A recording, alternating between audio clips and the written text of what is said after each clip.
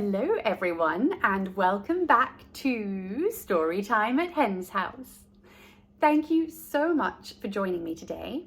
We are going to read a wonderful story that my mummy and daddy would read to me when I was little. And this story was first published 119 years ago. It is called The Tale of Benjamin Bunny and it's written by Beatrix Potter, who also did the beautiful drawings that you're going to see. Now, if you have a copy of this book, please do go and get it and you can read along with me. Okay, are you ready? Yes? Okay, let's get started. One morning, a little rabbit sat on a bank. He pricked his ears and listened to the trick-trot of a pony. A gig was coming along the road.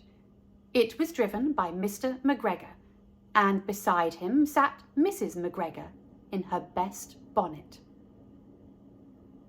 As soon as they had passed, little Benjamin Bunny slid down into the road and set off with a hop, a skip and a jump to call upon his relations who lived in the wood at the back of Mr. McGregor's garden. That wood was full of rabbit holes, and in the neatest, sandiest hole of all lived Benjamin's aunt and his cousins, Flopsy, Mopsy, Cottontail, and Peter. Old Mrs. Rabbit was a widow. She earned her living by knitting rabbit wool mittens and muffetees. I once bought a pair at a bazaar. She also sold herbs and rosemary tea, and rabbit tobacco, which is what we call lavender. Little Benjamin did not very much want to see his aunt. He came round the back of the fir tree and nearly tumbled upon the top of his cousin Peter. Peter was sitting by himself. He looked poorly and was dressed in a red cotton pocket handkerchief. "Peter," said little Benjamin in a whisper, "who has got your clothes?" Peter replied, "The scarecrow in Mr. McGregor's garden," and described how he had been chased about the garden and had dropped his shoes and coat. Little Benjamin sat down beside his cousin and assured him that McGregor had gone out in a gig, and Mrs. McGregor also, and certainly for the day, because she was wearing her best bonnet. Peter said he hoped it would rain. At this point, old Mrs. Rabbit's voice was heard inside the rabbit hole, calling, "Cottontail! Cottontail, fetch some more chamomile!" Peter said he thought he might feel better if he went for a walk. They went away hand in hand and got upon the flat top of the wall at the bottom of the wood. From here, they looked down into Mr. McGregor's garden. Peter's coat and shoes were plainly to be seen upon the scarecrow, topped with an old tam-o'-shanter of Mr. McGregor's. Little Benjamin said, "It spoils people's clothes to squeeze under a gate. The proper way to get in is to climb down a pear tree." Peter fell down head first, but it was of no consequence, as the bed below was newly raked and quite soft. It had been sown with lettuces. They left a great many odd little footmarks all over the bed, especially little Benjamin, who was wearing clogs. Little Benjamin said that the first thing to be done was to get back Peter's clothes, in order that they might be able to use the pocket handkerchief. They took them off the scarecrow. There had been rain during the night, there was water in the shoes, and the coat was somewhat shrunk. Benjamin tried on the tam-o'-shanter, but it was too big for him. Then he suggested that they should fill the pocket handkerchief with onions as a little present for his aunt. Peter did not seem to be enjoying himself. He kept hearing noises. Benjamin, on the contrary, was perfectly at home and ate a lettuce leaf. He said that he was in the habit of coming to the garden with his father to get lettuces for their Sunday dinner. The name of little Benjamin's papa was old Mr. Benjamin Bunny. The lettuces certainly were very fine. Peter did not eat anything. He said he should like to go home. Presently he dropped half of the onions. Little Benjamin said that it was not possible to get back up the pear tree with a load of vegetables. He led the way boldly towards the other end of the garden. They went along a little walk on the planks, under a sunny red brick wall. The mice sat on their doorsteps, cracking cherry stones.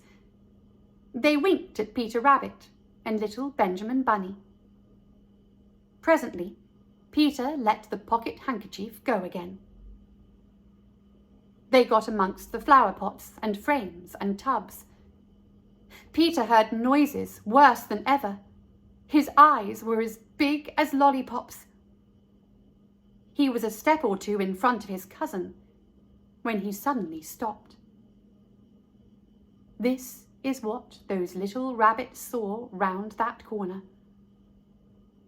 Little Benjamin took one look, and then in half a minute less than no time, he hid himself and Peter and the onions underneath a large basket.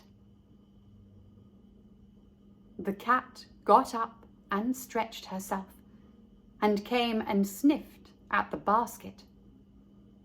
Perhaps she liked the smell of onions. Anyway, she sat down atop the top of the basket. She sat there for 5 hours.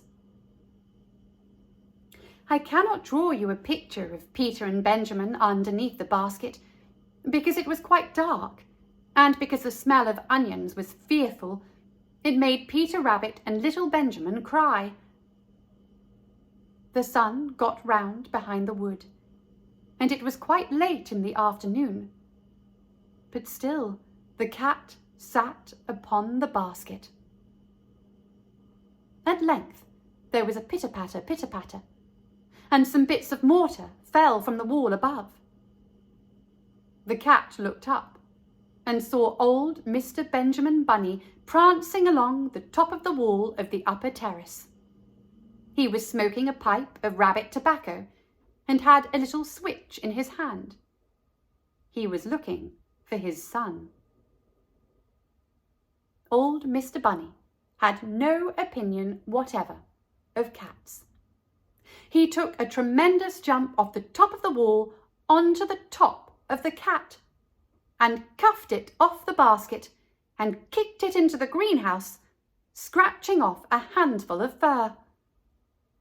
The cat was too much surprised to scratch back. When old Mr. Bunny had driven the cat into the greenhouse, he locked the door. Then he came back to the basket and took out his son Benjamin by the ears and told him off.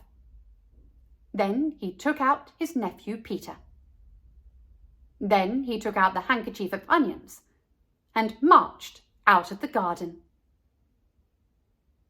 When Mr. McGregor returned about half an hour later, he observed several things which perplexed him. It looked as though some person had been walking all over the garden in a pair of clogs, only the footmarks were too ridiculously little. Also, he could not understand how the cat could have managed to shut herself up inside the greenhouse, locking the door upon the outside. When Peter got home, his mother forgave him, because she was so glad to see that he had found his shoes and coat. Cottontail and Peter folded up the pocket handkerchief, and old Mrs. Rabbit strung up the onions and hung them from the kitchen ceiling, with the bunches of herbs and the rabbit tobacco. The end. Thank you so much for joining me today, and I will see you soon. Bye!